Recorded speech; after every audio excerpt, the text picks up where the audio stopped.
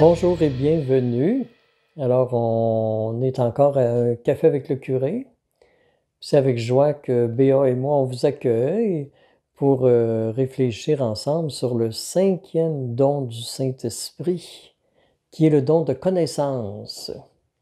Alors, le don de connaissance, on l'appelle aussi le don de science. Alors, connaissance, science, ça ne veut pas dire ça, être celui ou celle qui sait tout.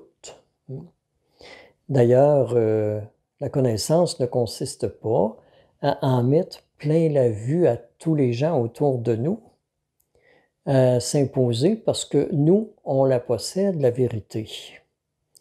Pour moi, c'est pas ça la connaissance.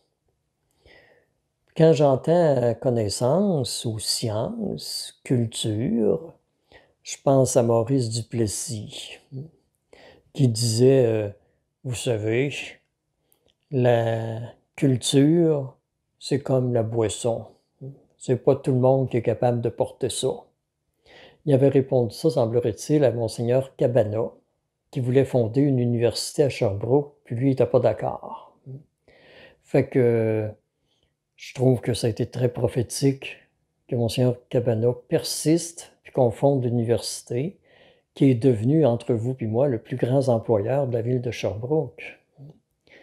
Puis Duplessis avait aussi dit à Monseigneur Cabana, la culture.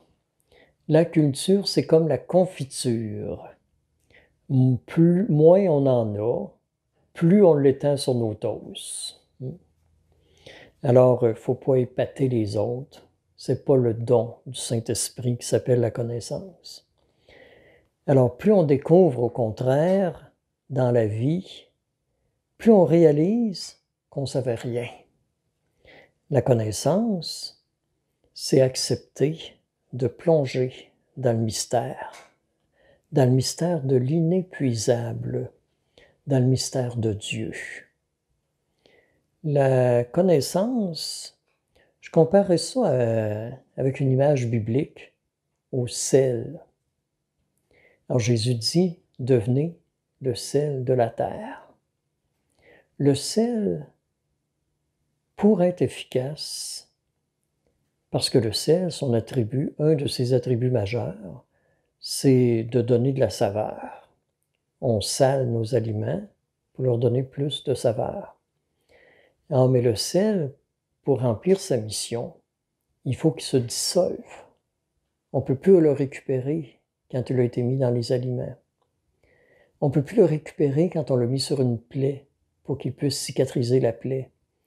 Alors, c'est là que je vois la connaissance comme don du Saint-Esprit.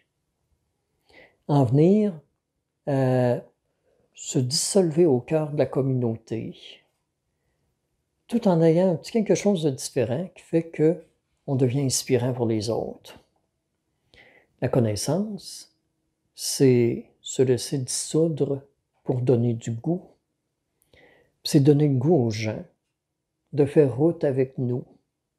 Faire route, non pas en s'imposant comme un maître qui sait tout, mais en s'imposant comme quelqu'un qui chemine avec les autres. Alors la connaissance, souvent, c'est discerner ensemble le plus important de nos vies. C'est comme quelqu'un qui essaye d'évaluer une forêt, mais qui est collé le nez sur un arbre.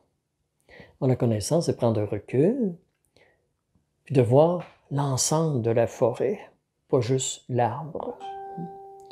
Alors, la connaissance, c'est quitter la nuit pour entrer dans la lumière au petit matin.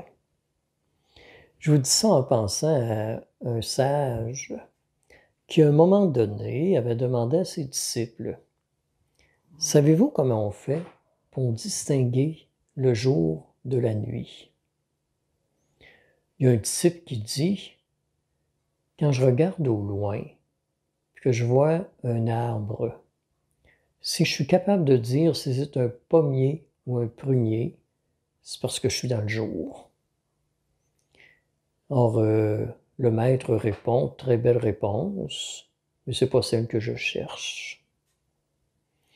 Il y a un autre disciple qui dit, quand je regarde au loin, je vois un animal, je suis capable de dire si c'est un chien ou un loup, c'est parce que je suis dans la lumière. Même style de réponse que l'autre. Ce n'est pas la réponse que je cherche. Il y en a un autre qui est un peu plus subtil, puis qui dit, si je mets côte à côte un fil noir puis un fil blanc, si je réussis mieux à voir le fil blanc, c'est parce que je suis dans la nuit. Si je réussis à voir mieux le fil noir, c'est parce que je suis dans le jour. Belle réponse, mais ce n'est pas celle que je cherche. Fait que finalement, les disciples demandent à leur maître, c'est quoi la réponse? Il dit, quand tu vois arriver quelqu'un et que ça te met le cœur dans la joie, c'est parce que tu es dans la lumière. Si tu vois arriver quelqu'un que tu dis, pas encore lui qui arrive ici, pas encore elle qui arrive ici, mais c'est peut-être parce que tu as le cœur un petit peu dans la noirceur. En la connaissance, c'est se garder le cœur dans la lumière, en apprenant les uns des autres. Puis plus on apprend d'une autre personne, plus on se met à l'aimer. Plus on apprend d'une autre personne, plus on se met à la respecter, à admirer ses richesses personnelles, puis à développer avec elle un désir de complicité pour relever nos défis du quotidien. Et là, on entre dans le don de la connaissance. J'ajouterais à ça que la connaissance, c'est, d'après le pape François, apprendre les mots, les trois mots les plus importants pour un chrétien. Apprendre à vivre avec ces trois mots-là. Alors, quels sont les trois mots les plus importants pour un chrétien? D'après ce qu'a enseigné le pape François. Je vous laisse chercher un petit peu. Je ne sais pas si vous avez trouvé, mais les trois mots les plus importants, c'est « s'il vous plaît »,« je m'excuse » et « merci ». Peut-être que vous aviez trouvé ça. Peut-être pas non plus. « S'il vous plaît », dit le pape François, c'est faire communauté. C'est réaliser qu'on chemine ensemble, qu'on a besoin les uns des autres pour discerner l'essentiel. S'il vous plaît, c'est aussi inviter l'autre à mettre ses talents au service de la communauté. Le deuxième mot, je m'excuse. Ça fait appel à l'humilité. Je m'excuse, c'est de reconnaître qu'on est en route avec les autres, mais qu'on ne leur est pas supérieur. De toute façon, indique le pape François, quelqu'un qui est supérieur, quelqu'un qui ne s'excuse jamais, il ne donne pas le goût qu'on marche à sa suite. On aime mieux un guide qui reconnaît ses erreurs puis qui fait appel à notre collaboration qu'un guide qui possède à lui tout seul la vérité. Le troisième mot, merci. Le pape dit, la gratitude, elle a toujours sa place. Puis on ne dira jamais assez souvent merci aux gens autour de nous pour tous les services qu'ils nous rendent. Alors merci, c'est mettre le cœur de l'autre dans la joie. C'est aider l'autre à réaliser qui est important pour nous. En la connaissance, c'est prendre conscience que tout ce qu'on vit nous parle de Dieu. Puis que dans tout ce qu'on vit, Dieu se manifeste.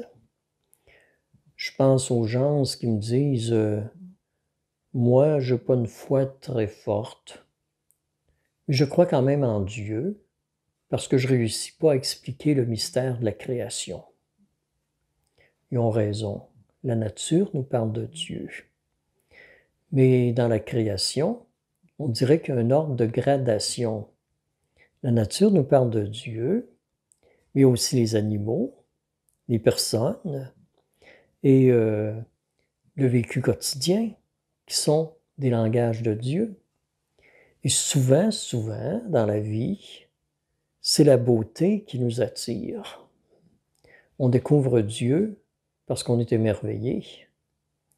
Mais la beauté attire, et j'aime ajouter, c'est la bonté qui retient. Puis la connaissance, c'est d'être des êtres de bonté, en réalisant qu'on n'est pas propriétaire ni de la nature, ni des gens autour de nous. Puis le fruit du génie humain, c'est celui qui consiste à aider l'autre à découvrir tout ce qu'il y a de beau en lui. C'est tout un programme de vie. C'est le don de la connaissance.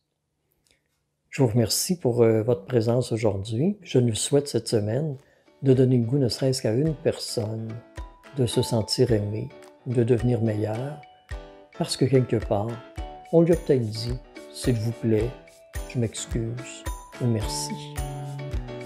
Bonne semaine.